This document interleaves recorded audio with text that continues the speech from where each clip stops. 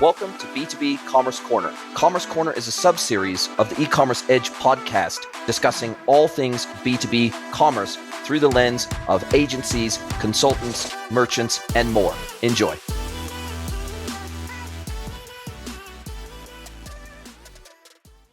Hello, everybody, and welcome to another episode of the pod. I've got a fantastic episode lined up for you. And I know it's going to be amazing because I had a pre-call with my guest. I don't normally do pre-calls. He wanted to do a pre-call, so we had a pre-call, and it ended up being fantastic. And he led me down some garden paths of discussion that I had never actually been down before.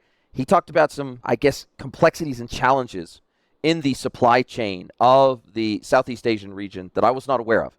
And I learned a lot just in our pre-call alone. So I imagine that our full-blown podcast recording is going to be amazing for me, but more importantly, for my audience. So, Mr. Jiten Pitkar from Disrptiv, welcome to the pod. Thank you very much. Thanks for having me. My pleasure, man. Look, like I said in the opening, I don't normally do pre-calls because I don't normally need them. I think in your particular case, I was really thankful to actually have that pre-call because what you do is not what I would call straightforward. It is not simple. It's not simple in concept and it's not simple in execution. And you've actually taken something that is incredibly complex and distributed and trying to bring it together and centralize it in a way that makes every aspect of the B2B supply chain more efficient in Southeast Asia. This is no small task, and you've been at this for a while now. But before we get into Disrptiv and the Disrptiv Exchange, which is effectively a B2B marketplace. Before we get into that and the kind of order management capabilities and how you're pushing, what I love, and we will get into this more, but what I love about what you're doing is you are effectively pushing supply chain intelligence up closer to the source via your technology. And this, to me, is almost like a groundbreaking concept. It is basically breaking down data silos and barriers up and down the supply chain in Southeast Asia. I love that concept and I love this idea. But what the heck brought you into this space in the first place? They say it's best to eat the elephant one bite at a time. And certainly if I look back at your career, it's been filled with technical and sales roles, but more importantly, it's definitely had a distinct focus on supply chain tech. And so I can understand why you have an interest in this, but certainly you could have stayed within some of these enterprise software organizations and you could have probably had a very cushy life, a very profitable, very successful life without going down this rabbit hole of challenges that you've decided to take on. What drew you into this? You're starting to sound like my wife. Look, I come from a ERP system integration background, the specialization in Japan and Asia Pacific, right? For a good part of 25 years. And so my life was selling big, complex ERP enterprise projects to big, complex companies with 3-year roadmaps, 5-year roadmaps, multi-million-dollar orders, ROIs for 5 years, and all those kind of things. And there was a time and place for that. But it came to around 2012, 2013, when, in speaking with the marketplace and speaking with my customers, whatever had to be done within the confines of an organization's four walls was pretty much done. ERPs, CRMs, all of that stuff. But the real challenge really was outside that organization. Their business partners, which are external to that ecosystem, right? The distributors, wholesalers, transporters, retail outlets, general trade outlets, all of those. And what the real effectiveness, right? The enterprise system got them efficiencies for internal processes. But real market impact really was out there. And there was a strong desire in almost everyone. We would love to have this kind of data visibility, this kind of visibility in the external environment to really effect a change. And that was a problem statement. And we tried to solve it. I personally tried to solve it with conventional systems and failed at it, right? Failed at it. And that's when I realized, look, I think organizations want to solve this problem in a simple way. It's a very complex problem. It's far more complex than the internal complexity that an organization has. And that complexity is even greater in where I operate, in Southeast Asia, in South Asia, the emerging markets. And so I set out to solve this problem. I knew this problem had to be solved. No one else was solving it. But a lot of people wanted it. So that's where, that was my vision. I want to take on this complexity and solve it in a simple way. And that's how I really got into it. It was curiosity, and it was a desire to be a first mover in this space that made me exit what I had, what I was doing, a cushy job, as you said. And I founded this company. And the first thing I did is went back to my customers over the years and say, look, I know that the problem exists. I don't know what the solution is. Give me an opportunity to access this problem in the real world environment, and give me an opportunity to define that problem statement correctly. And that's how the journey began, right? To starting to really understand, getting deep into market surveys and meeting with distributors and retailers in Indonesia and Vietnam and Malaysia, even Cambodia, places like that, and really understanding what is driving motivations in these environments, all right? So that was the first few years of Disruptive Exchange. We were just out there trying to define the problem statement. And what I like about your approach to this, and you dumbed it down enough for someone even like me to understand it. And you use the very real world example. Let's say we're talking about Coca-Cola in Southeast Asia, right? So Coca-Cola has their manufacturing plants. They've got their local distributors, for example, and then they've got these local shop owners in Southeast Asia where they've got the little corner store, similar to maybe what they would have, the local tiendas here in Mexico, for example, right? Mm-hmm. Now, the local tienda, the little local market, oftentimes they're not even running a computer system. They're lucky if they've got a cell phone, right? And so the reality, the cell phone might be their only computer that they've got in their business. They certainly don't have tablets. They don't have desktops. They don't have laptops sitting around in their local tienda. But the problem is that in that environment, Coca-Cola manufacturing head office doesn't necessarily know when the next big order is going to come from the distributor, who doesn't know when the next big order is going to come from the local five markets based on the consumption. The temperature goes up sky high for a week, and of course, Coke's flying off the shelves. And so therefore, if Coca-Cola, the manufacturer, could have visibility all the way down to the local corner store level, right? So they knew, oh my God, demand is going up at the local store level. That means demand is going to go up at the distributor level, which means demand is going to go up not only on the manufacturing side, but we have to take into account transit time between our manufacturing plant to the distributor to the local market, right? And this is fundamentally the challenge you're trying to solve, because typically in the B2B world, these are all walled gardens of data. The distributor considers the tienda their customer. Coca-Cola, Amatil, or whatever their local outfit is called that's doing the bottling and the manufacturing, they consider the distributor their customer. But Coca-Cola increasingly considers the end consumer of their product their customer via the local shop that sold it to them. And in a perfect world, we would have complete end-to-end supply chain visibility here. But typically, that doesn't happen, not only because there's not interoperability between systems typically, and there's a wide range of quality and scale of these systems, and in some cases, zero systems apart from a sheet of paper like at the local tienda.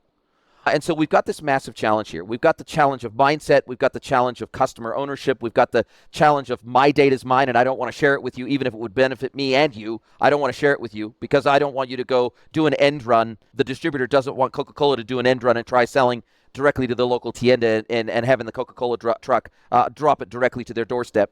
So we've got a challenge of technology. We've got a challenge of mindset. We've got a challenge of customer data ownership and who should have access to that. And we basically got a mess. And what ultimately ends up happening is that the outcome of all of this mess is that the local tienda will run out of Coca-Cola when they could be selling it. Yep. And the distributor will run out of Coca-Cola when they could be selling it. Yep. And so we've got an empty shelf for a period of days, weeks, or potentially months, I guess, if it's really bad, in a certain size or certain flavor. And so I'm just using Coca-Cola as an example, but this could be for any brand, right? And so this is the challenge we have, particularly in the developing world, that is slightly less an issue in a computerized end-to-end supply chain, say, for example, in the United States, it's less of an issue. And most of the major systems that these companies use are interoperable, at least via API, to where I can send that up the supply chain. I can send those requests up the supply chain on demand in the moment. But what you were setting out to solve was the challenge at every one of those 3 layers of the supply chain and bringing a cost-effective toolkit to each player in that supply chain, so that even if the local tienda doesn't have a computer sitting on their desktop, that they can use their mobile phone, they can scan what they need, and it can go directly up the supply chain and be fed not only to the distributor, but directly to the manufacturer. So there's visibility and transparency across every step. Yep, that's accurate. Look, that was the end goal. But when we set out, we found that the problem was even a couple of levels below that. So what happens in the example that you just cited is that the retailer is not going to let his fridge be empty. If there's no Coca-Cola, he'll fill it up with Pepsi because that's his livelihood, right? So what we found was that, so it's a market share issue, right? Growing demand and accelerating top line is definitely the end goal, but even protecting your turf is an issue out here. The underlying problem we saw, let's start with the general trade, okay, which constitutes... It's sorry to interrupt, but I think it's just worth pointing out what you're saying before you go into the detail. If this one row of Coca-Cola that used to be in the chiller is now replaced with Pepsi, Coke may never get that row back. They might have other rows, but they may never get that row back, is effectively what we're saying here. It's a market share perspective. It's a market share perspective. It's what really happens, rotation happens. Mondays and Tuesdays, there'll be Coca-Cola in the fridge. Wednesdays and Thursdays, there'll be Pepsi-Cola, and there'll be another cola. Because what we found the root cause was working capital limitation and storage limitation for the retailer, all right, which constitutes around 30 to 40% of the volume of most FMCG companies, but it's around 80% of customers. So top 20, 25 will contribute roughly 60, 70% of the volume. And they are the modern on-trade and all those. There are challenges there as well. But this segment of the market, what we call the traditional on-trade or traditional off-trade as well. So these are small shops and small restaurants where you can go and have a drink. So what happens there is that there's a sales rep who will go and visit these. Sometimes he won't even go and visit these small stores. So they place in an order, okay? And the distributor says, look, my trucks come in there on Monday. Tell me how much you want. And he doesn't have the money, the working capital, to buy a week's worth of Coca-Cola. Because the distributor can only service that region on Mondays, let's say. Okay? So he says, you know what? Give me 2 days worth. Because that's all I have in my tin. Okay? So give me 2 days worth. And I know the Pepsi guy, Pepsi trucks comes on Wednesday. So I'll buy 2 days worth from him. And that's how it was going. Plus, he doesn't have space to store a week's inventory. If you've been in Southeast Asia, it's small shops, man. Okay? You can barely stand in. So he doesn't have space. He's got a working capital issue. He's got a real estate issue out there. What he wants to do, he wants to buy, liquidate. So he wants to order more frequently. There is demand for that brand. He wants to store that brand and sell that brand. Okay? But he's limited. He can't do it for a long period of time. So this is inventory cover, right? And you reverse that back to the distributor now. If the distributor has to provide 7 days cover to his 100 or 150 retailers, he has to buy maybe 2 weeks, 15 days worth of goods every time. And he has a working capital issue as well. Distributors in our part of the world are very simple folk. They work on very thin margins. So what he wants to do, his objective is, I want the inventory of the supply to stay in my warehouse for the minimum possible time. So he also wants to just buy, liquidate. But he is unable to do that efficiently because there are no systems. He doesn't know where the demand is coming from, what kind of demands are coming. I don't know what kind of trucks I need, how many routes do I plan, what is going to be my fuel cost, because if I travel even 100 miles more in a week, that's wiping off 2% of my margin, right? And he operates on 3 to 5% roughly. So that was the real challenge. So route planning on 3 to 5% margins, route planning means the difference between a successful business and you going out of business. Absolutely. Some of the real world results for distributors that I use our suggestive route planning engine is that within a few weeks of deployment, they're able to carry 30% more orders on their trucks, travel 40% less miles, burn less fuel, and save 80% of administrative time just to plan all this stuff and increase the order rates, right? So the whole point was we've got to increase the frequency of orders in the system. But how do you do that? Okay, I can give an app to the retailer, but it's not about the app. The retailer needs to have the confidence that if I order from this app, I will get my fridge will never be empty. That I can actually order small quantities and I'll order on Monday, I'll get my goods on Tuesday. Ideally even on Monday, right? That's what he really wanted to do. And so when we deploy, and I'm probably going a bit ahead of myself, but because we're on this topic, when we deploy, we have these live dashboards where we see adoption behavior. And we saw in one of the cases we did with a bottled water company, very large bottled water company, is that around 20% of orders were coming in outside of work hours. So between 6 a.m. and 8 a.m. in the morning, or between 10 p.m. and 11 p.m. in the night. Because that's when the retailer was really looking at his fridge or his shelf and saying, this is what I want. And I want it for tomorrow. So 20% that he wouldn't have, that's lost volume really in a non-digitized world. He wouldn't do that, right? Because he has no means. He can't call anyone at 11 o'clock in the night. There's no one there to take his order. And then when he opens his shop, he's busy. Then whoever the sales guy that walks in first says, hey, all right, yeah, I need some cola, stack it up. That's what we wanted to change, right? So it's a market share issue. It's protecting your turf, even for brand leaders. It's protecting your turf. But look at on the other side of that spectrum, you're a new entrant in a market and you want to grab market share. This gives you tremendous advantage to go and fill up those shelves quicker, because what the retailer wants is he doesn't want to stock out. If he has a stock out, he doesn't feel so. He's motivated to keep his stock full, but almost on a just-in-time basis. Wow, this is just, it's a little bit mind-blowing. I guess the vision that you have is so much more. I know that it's called the Disruptive Exchange Marketplace, but to me, this is so much more than a marketplace engine, because A, it covers 3 layers of the supply chain. So traditionally in a marketplace, you've got one side of buyers and one side of sellers. Here, you have 3 sets of buyers and sellers on this exchange. So it's like a 3-way buyer and seller exchange.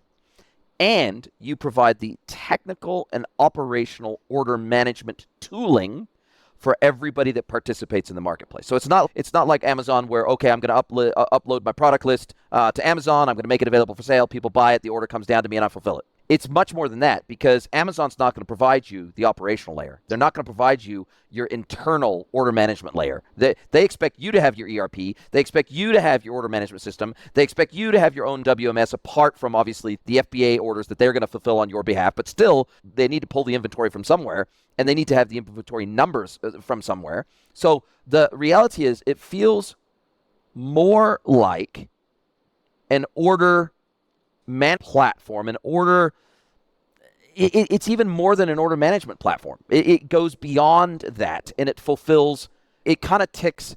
It's a very unique technology is what I'm saying. I've never heard or seen anything like this before, and it ticks many boxes for sellers that, for example, don't want to go. So let's say I'm a distributor. Sure, I could go and spend $200,000 on an e-commerce website that these little tiendas could log into and place their orders 24/7 through whatever. But I got to build it, I got to maintain it, I got to integrate it, I got to do all these things. And it's still, even if I have an e-commerce engine or an EDI engine for the big supermarkets that are buying off me, they're buying off me via EDI anyway. So they're covered. And the e-procurement guys that are big enough to have e-procurement, they're covered.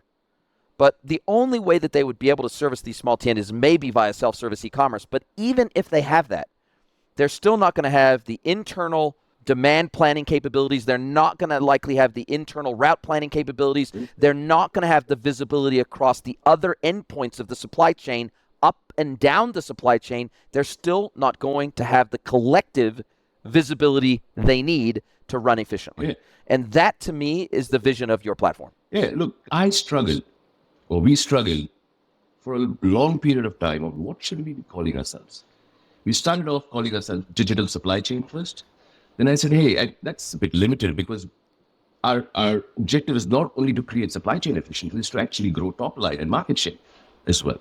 Then we started calling ourselves a unified commerce platform. And then the example that you gave of an Amazon marketplace, for instance, right? And the challenges are accurate. When a supplier goes on an Amazon marketplace, he is straitjacketed into the Amazon configurations and policies. It's a generic platform. But what the supplier really wants is that he doesn't want to let go of his complexity because he cannot. He wants a simpler platform to broadcast or activate and operationalize his complexities in the marketplace. So we are a B2B kind of digitization platform, right? So the supplier first wants to know what kind of an inventory mix should I maintain, especially if it's an FMCG or a CPG company, right? What kind of an inventory mix should I maintain? Okay. How do I bring there are hundreds of storekeeping units, right? Hundreds of SKUs. At any given point, tens, if not hundreds, of promotion types going on because they want to sell. Bottled water company wants to sell that same product with some orange flavor in it for a higher price as an upsell.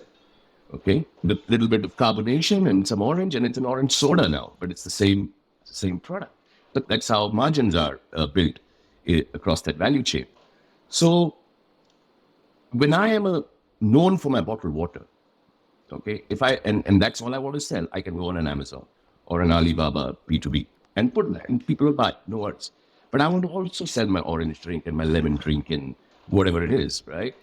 That I need promotions, and I need some complex promotion. Buy 10, get 2 free, but also if you buy $100 worth or $10,000 worth over 3 months, then you have a discount of so much on these products. And so all those complex upsell strategies and cross-sell strategies is where margin optimization happens. You can't do that on a generic platform. You need your own kind of a platform to create a private experience across that B2B to B space to push the right deals in the market. Okay, so that was the challenge. That is our arguments against a generic platform. But my recommendation to my customers is go to the generic platform as well as build your own private platform. All right, and that's why we started calling ourselves a private marketplace. So what we really are is a private Amazon for you, where just like how we go to an Expedia to buy a ticket of Singapore Airlines, okay, but we also go to the Singapore Airlines website or the app to get that private experience, okay, to get the more complex deals that they have, because I'm planning a very complex family vacation, for instance. So that is why we started calling ourselves a marketplace, right? There's generic marketplaces in this world like the Amazons and all these, and we will offer you similar advantages, but in a more private or customized manner, where you can white label out this platform and bring in your configurations and your policies, your sales policies, your fulfillment policies into this platform and configure that chain to your calibrations to maximize your business objective. That is how we started calling ourselves a marketplace. And actually, we rebranded ourselves. The platform is actually called glassRUN. It's a play on the word milk run. That's because that's how we first started with last mile automation and stuff like that. So it's glassRUN digital B2B marketplace as a service platform. So our customers rent our platform from us. We allow them to white label it, the large customers. We allow them to white label it, and then they configure the platform to their PEs, WMS systems, CRM systems, their sales and fulfillment policies, and deploy the platform across that value chain of theirs to get complete visibility and control across that marketplace. So as of and I love settled on the marketplace. Promotions, right? Because if I'm Coca-Cola, and this is what I've seen in the market, so let's say a distributor gets caught out with too much inventory for whatever reason of a specific range of product, then they will sometimes run their own promotions, unique promotions to the retailer. But then Coca-Cola sometimes will be running their own promotions via retailers. Yep. And they will say, they will tell the distributor and the retailer, cool, specific, have full supply chain visibility. Yep. The impact of these different tiers and levels of promotions happening at each level of the supply chain, it becomes very unpredictable unless you've got full end-to-end visibility. Yep, absolutely. Look, promotions are complex, as you said, across all those layers. They're top-down promotions, they're ground-up promotions. But the challenges really start with, I've got this promotion going on. Now who's going to communicate this promotion? I've got thousands of distributors and hundreds and thousands of retailers. So I've got to rely on a above the line campaign, either that, which is expensive. Okay. So I have to do it nationwide. So it's not a specific like promotion. TV, radio, Yeah, YouTube ads. Yep, all that. So I have to spend some above the line stuff. And I've got my sales teams or the distributor sales teams. I've got to equip them. And sales reps for these industries are motivated, but they are not completely equipped to understand 30 different promotion permutations and combinations. Right? When I did a survey, I asked the sales team, how many promotions are going on in your company right now? He couldn't even tell me the number of promotions that are. So the sales reps just don't bother communicating because, hey, brand A, my highest selling brand, is working. That constitutes 80% of my commissions. I'm not going to bother with that 20% of upsell for that promo. A lot of time that happens. A lot of the time, the distributor will not pass the promotion on to the retailer, even if that he's supposed to. They'll just pocket it as better margin. Better margin because it gets spotted at some point, but they say, hey, that guy did not pay my last invoice, so I'm keeping the benefit. So those are the problems that come in promotion. So promotion management is very complex in this part of the world. So what you need is everyone to be on the same digital page, so to speak. Okay? And what you really want to do is you want targeted promotions.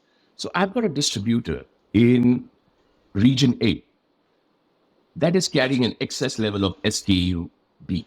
So I want to run a promo just for that region, for those 200 outlets in that region, for SKU B, only for Thursday and Friday, and help him liquidate that. Because I know that if I do, I'll liquidate all that excess stock in 2 days. Exactly right. Exactly right. So now, through our system, up in the ivory tower, the marketing team will say, we'll have visibility. This is the excess level of inventory with this distributor. Let's do a promo out here, help him liquidate its stock quickly. And instantly, within 30 seconds, it unicast it to a specific region, to a specific type of retail outlet. So this is only a modern on-trade. It is only meant for restaurants. Okay, this particular SKU. So 50 restaurants among those 200 outlets. We're running a promo for those 50 restaurants. Thursday morning, 8 a.m., the promotion goes on. The app gets a notification. Hey, that's a great promotion, valid only for 2 days. But, okay, and that's all throughout this process. We learned that if you do not drive tangible benefits to every player in that system, you cannot drive adoption. You absolutely cannot drive adoption. I've spoken to many very large enterprises in the region, all right, all across the region, from India to Vietnam to all over the place, they understand this problem, they're solving the problem themselves, spending millions of dollars in developing their own system. And impressive systems, good UI, lovely UX, and all of that stuff, impressive systems. But when I ask them the question, what are your adoption levels? And some of them, over 90% of them said less than 2%. And in the secondary market, less than 2%.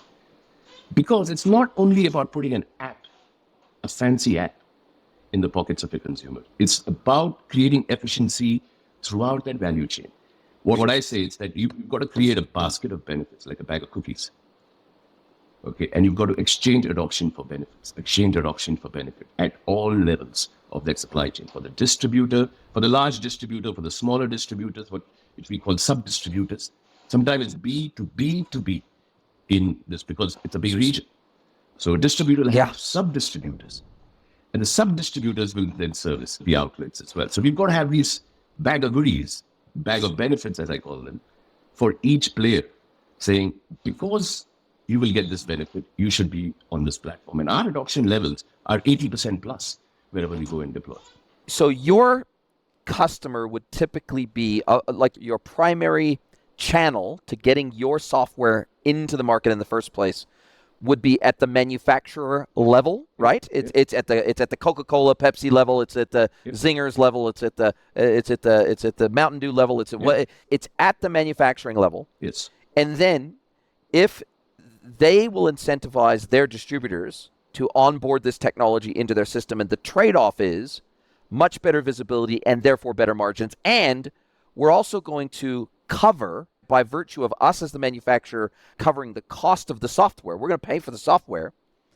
We're going to allow you to use it for route planning and all these other things. We're going to allow you, Mr. and Mrs. Distributor, we're going to allow you, Mr. and Mrs. Retailer, to tap into these benefits. Therefore, we're going to cover all the costs. It's going to be free for you to use, but we're going to share in the benefits together. Better data, better visibility, better operations, more efficient operations, better profitability for all of us, we're all going to be operating on the same page in terms of promotions. We're going to be operating on the same page in terms of point of sale material, advertising these promotions, et cetera, et cetera, et cetera. Yep. And so the value is not going to accrue just to me, Mr. and Mrs. Manufacturer.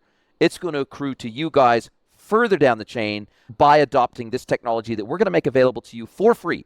Yep. That's exactly our go-to-market. So we go to the large, what we call brand suppliers.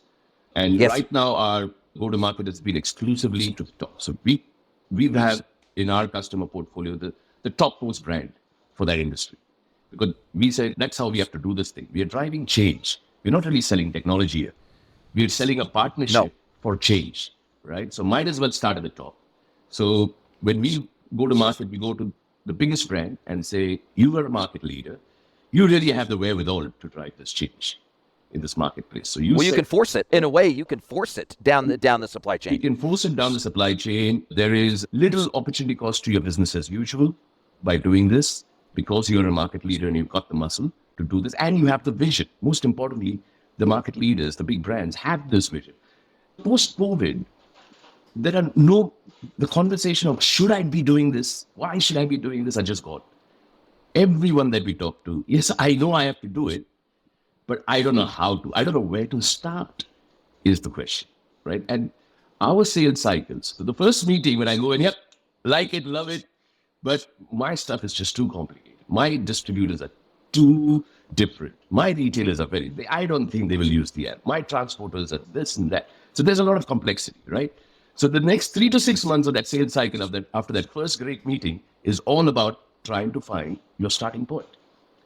And that starting point is different for different companies and different industries. And depending on where you are, if you're a market leader, it's different. If you're a new entrant, it's different. If you're a mid-market guy trying to break into the leadership position, your starting positions are different. So what we do is that we agree on a roadmap of deployment, which is usually a multi-year roadmap. And the roadmap is not defined by features and functions. It's defined by business objectives. So for instance, we started working with a very large agri-input company in India, the largest seed provider in the country. Supplies seeds of various types, rice and wheat and barley and corn and all that stuff, right? To around 900,000 retail outlets in India, across rural India, through thousands of distributors. So when I met the CEO of the company and his leadership team, they saw the product, they said, good. But so where was the starting point? So I said, look, what is it that you want to achieve first? What's your biggest problem today? And he said, my biggest problem is I have to write out 20% of my sales every year on account of returns. Because if the seed doesn't reach the farmer at the right time, just before the rains, he has no use. Even if he's ordered it, he has no use for your seed because he's sold something else. And he cannot store that seed on his farm because he doesn't have the technology to store it. And as per Indian law, because of the food security issue, they have to be returned back to the original supplier at the original supplier's cost so that the supplier can store that seed for next year's distribution. 20% returns year on year. 20%. Imagine that. At the end of the year, you say out of $100 million, now my revenue is 80 million. And it's top line. Plus some bottom line impact of the cost of return. So he said that's an industry-wide problem. And the CEO tells me this is the first problem I want to solve. And I said, why is this happening? Why is the industry doing this? We figured the problem was not with the farmer or the retail outlet in that village. The problem was with the distributor. The distributor did not know what to order from the seed provider. He is guessing, right? But it's a year of a drought. Or last year's crop for this farmer, he had better margins on barley and he wants to continue but he doesn't want really barley because the prices of wheat has gone up this year. So he's really thinking Or he's got to wheat. do a crop rotation, or he's got All of to those let that field factors, lay fallow. all those factors, and the distributor just can't. He's problem start. The distributor is not placing the right orders from you, and your layer of managing that order management process is a team of sales reps and business managers working in 25 different languages across India, with thousands of distributors and hundreds and thousands of SKUs. I think they have 100 varieties of just rice seed and things like that, right? Because certain seed grows better in certain climatic conditions. In this region, whatever. Exactly, all right? And the forecast by the Indian meteorology system is that there'll be this much rain this year, so this seed is better suited for that. All those complexities are there. And so that was affecting the 20% return. So now, so we said, look, forget about putting an app for your retailer. First, let's get this ordering process right from your distributor. And it was a good 6-7 month process for us to do that. Because the software wasn't geared for that particular, because our first customer in that industry. But we took on the challenge. We went in there and we built features in our software where now when the distributor is ordering, he gets, and we dumbed it down. We have to dumb it down.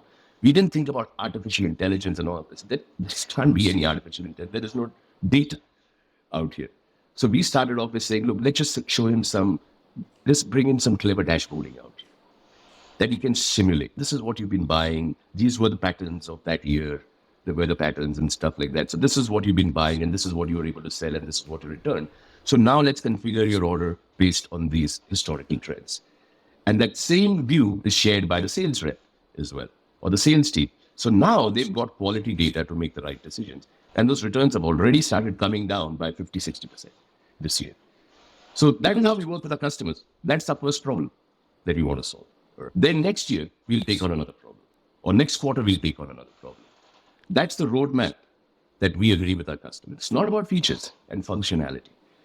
Once you align on the benefit that you're going to drive, then the features and functionality is default, right? Then I need this feature, then I need that feature. I might have 80% of those features on the platform. I don't have 20% of these features, but I've got a time constraint. So I'm going to think of an innovative workaround out here, align with the customer, think about it as innovative workaround till I bring in that proper feature in the product.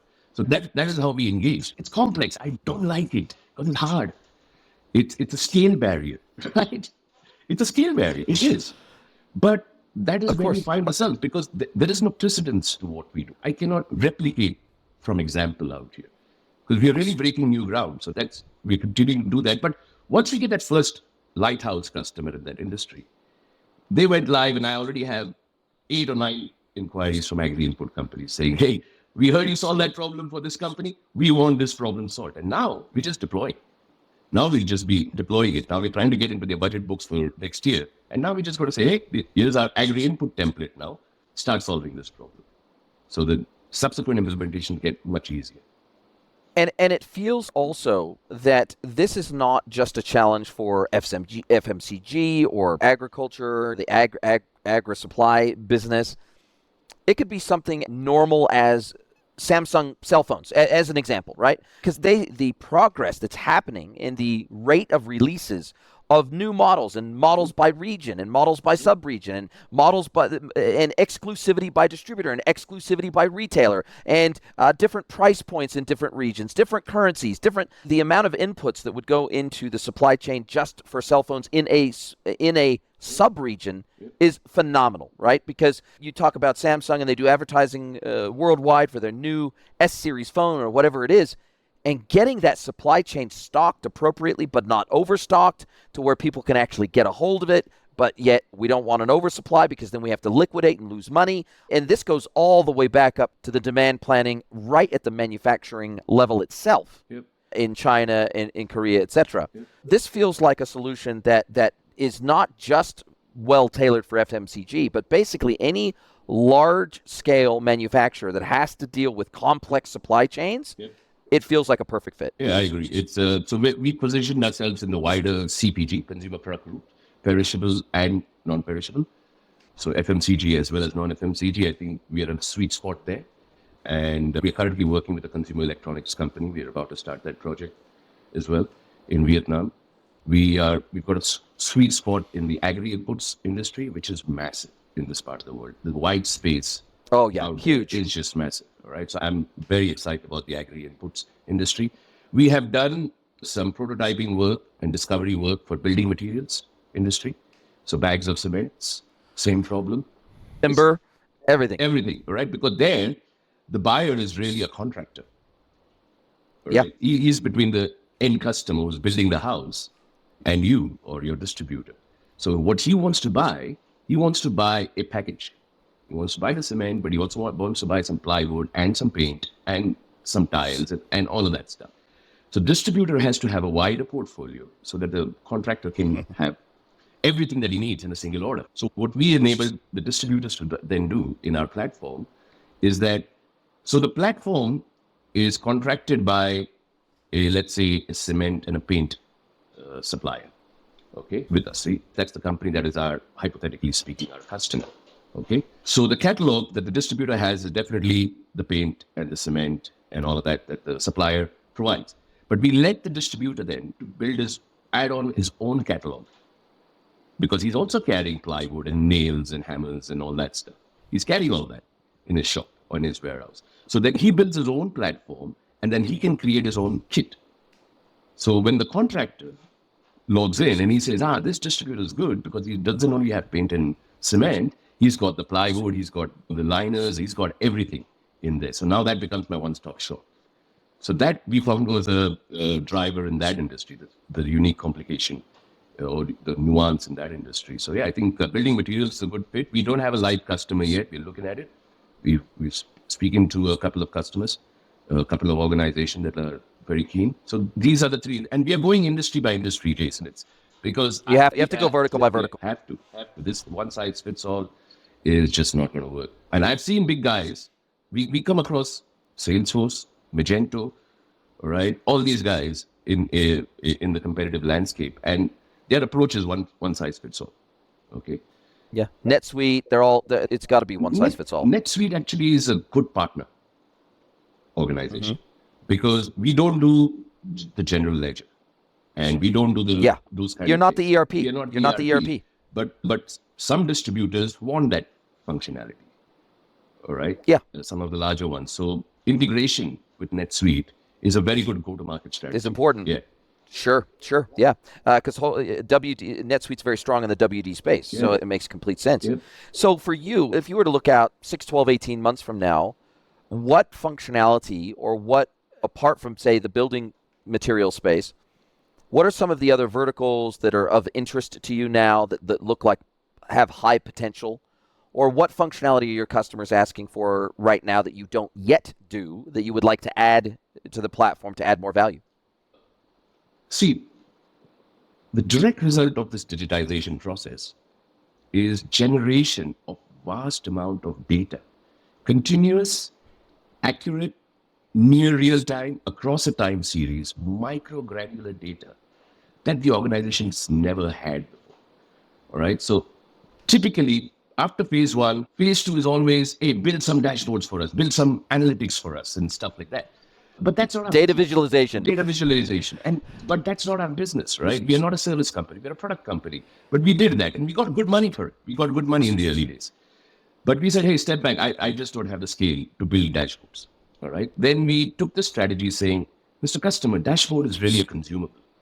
All right. I'll build something for you. You'll spend $100,000 with me. I'll build something for you. Okay. To help you find that needle in that haystack.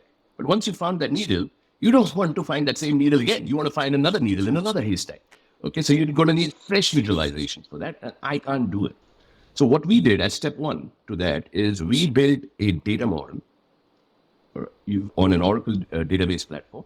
We built a data model, a very intelligent database model, which was very possible with the Oracle technology. And we've embedded that data model within the platform. And there are some out-of-box visualizations that we give them. But we enable the customer now saying, you bring in your preferred platform, Power BI or whoever, Click, and whatever is your preferred platform. You bring in there. The hard bit of the data model is now done. Now, the next level we want to take it is that we want to make that an autonomous data model, where the data starts driving decisions by itself, embedded within that database. So Automated insights, basically. Automated insights. actionable insights. Exactly. So that's definitely the next phase of our product roadmap, which we will take on. But industry-wise, I think I want to consolidate in the CPG, agri-inputs industry as of now. I want to consolidate. I want to be a gorilla in those spaces rather than spreading myself too thin. And our go-to-market has been large enterprises in this region, and that continues. We're building partners across the region to go and have these active conversations.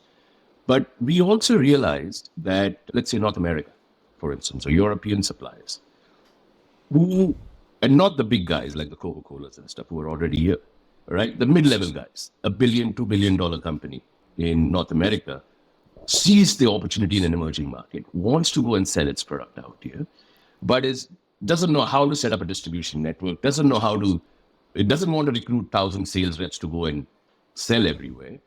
We want to offer them a quicker market entry through this digital platform because there's nothing to lose for them, right? They'll rent a platform for a few $100,000 a year and get into this market at a much lower cost than physically building that whole distribution network. So that is a go-to-market that we will position ourselves for next year to tap North American, European, mid-sized manufacturers that want to grow in Asia. We've already started this in Japan. We set up a partner in Japan who is having conversations now with Japanese organizations that want to grow because demand from China is dwindling, which is what their tradition, the same thing's happening all over the world, right? So Southeast Asia and India are the only markets that are growing today. Nothing else is growing, right? And the white space is enormous. Year on year, millions of people are being added to the middle class that can afford a Coca-Cola. So the market is growing. Yes. Right? So we want to stay in this space. We don't want to deploy this in America or Canada because even if the problem exists, that's not what we want to do. But we want to approach organizations in those markets that want to come in here and want to go there. Yeah, that's our go-to-market. Wow. And I think we'll stick to these industries for now. I love it. This has been a fascinating conversation. It's been very enlightening. I tell you, it's opened my mind to what is possible when you come at a problem with a clean sheet of paper and no expectations. That to me is the gap that you are striving to fill with every fiber of your being. You've gone out of the cushy high-tech environment into this in the trenches, understanding the granular detail of what is challenging for these supply chains and these businesses that operate within it. I'm very impressed. It's been a fantastic conversation. I'm sure we could talk for another hour, but an hour is already nearly rushed by. I'd love to turn the microphone over to you now, let you ask me one question, and any question you like. It can be personal or professional. So, Mr. Jiten Pitkar from Disrptiv, what is your question for me today? Can I ask you? One is a professional one. I know that you offer consulting services for organizations like mine, and we can have a detailed conversation, but I just wonder, after having understood what we do, what would be your elevator pitch to me? For my services? Yeah. Look, it's so interesting because if you'd asked me this question 2 years ago, I would have said I don't have an offering for a company like yours to work with me. It was really interesting because 2 years into this whole independent consultancy thing, and I was having great traction with merchants and B2B sellers and wanting to digitalize, not knowing where to start, not knowing how to do it, not having a framework to do it under. And I was finding great success there. But I had a few platform vendors, not platforms exactly like yours, but platform vendors in the B2B space coming to me and say, Jason, you're the B2B space inside and out, the challenges, the opportunities, the language these companies use. Come in and help us roadmap our technology. Come and help us understand our go-to-market. Help us find product market fit. Help us go out there and become embedded in the marketplace. Help us understand even what conferences we should be going to. Who should we be having conversations with? What technology should we be integrating with? What kind of agencies should we be trying to find to work with us as partners? They had lots of questions. They knew they had a good product, or maybe they had the beginnings of a good product, but they didn't really know, and they wanted somebody to come in and help validate that that the product was as good as they thought it was. Then I also had agencies coming to talk to me and say, hey, we do B2C and B2C and D2C, but we see a massive opportunity in the B2B space, but we don't really know where to start. We don't really know the kind of conversations to be having with these merchants to be able to service them. And then I had investors come to me and say, look, we'd like to invest in the e-commerce space, and we think this B2B thing has legs. Can you help us vet some of these technologies that we're thinking about? Do they even have a viable roadmap? So it was more of the market coming to me and me going, geez, it would actually make my business far more resilient and sustainable if I can offer frameworks and services to more than just one ICP. So if I could have 2, 3, or 4 ICPs instead of one, brilliant. Makes me more successful as a business, makes me more risk tolerant, because if the entire market for the buyers pulls their head in, then maybe some of these B2B brands, and particularly some of the D2C brands, are really going to suffer. I need to have more strings to my bow. So my pitch to you is probably, it's more the fact that I have this deep appreciation for the nuance of the challenges of every layer of B2B merchant, whether they're a manufacturer, whether they're a distributor, whether they're a wholesaler, a sub-distributor. I've got such a unique view into this from the merchant side of things that it's a specialization that not many people get into. Yeah, you're right. And so there's not many like me out there, and I wish there were, because it's actually a big market and it's a huge opportunity. The forecast rate of growth for B2B, the B2B e-commerce opportunity or digitalization opportunity is something like 8 to 10x what the D2C and B2C digitalization opportunity is over the next decade. So I see it as 100% blue ocean opportunity, but it needs evangelists, right? And I see myself more as an evangelist for the industry than I do a service provider. Like, I'm out there beating the drum. Like, this is an opportunity you guys have to seize, because if you don't, digital natives will come into the market and they will, new players, new digital natives will come into the market and they will eat your lunch if you don't do it. Absolutely. And you're right. That's why I was drawn to your podcast as well, because you are an evangelist and there are not that many evangelists in this space anywhere in the world. I think I'm the lone one in Asia, for sure. Yeah. But the first step to communicating that is to speak the right language. And that's what you do. That's what my daily job is. We should talk more about that and see how we can align our visions out here. Totally agree. And what was the second question? What's Mexico, man? What's it like living in Mexico? I'm really curious. From New Zealand to Mexico, that's a big change. It's a big change, but man, do we love it. Yeah. Man, do we love it. It is the most personal freedom I have experienced anywhere I have lived or traveled to in the world. Wow. And that includes the United States. Wow. I have never experienced a level of personal freedom like I feel here. Amazing. The level of regulation and rules and speed limits and just everything in the US, New Zealand, Australia, the amount of regulation of business, and just it feels suffocating. And that all came to a head in New Zealand during COVID, where New Zealand was one of the most, New Zealand and Australia were the two most locked down countries in the entire world. Yep.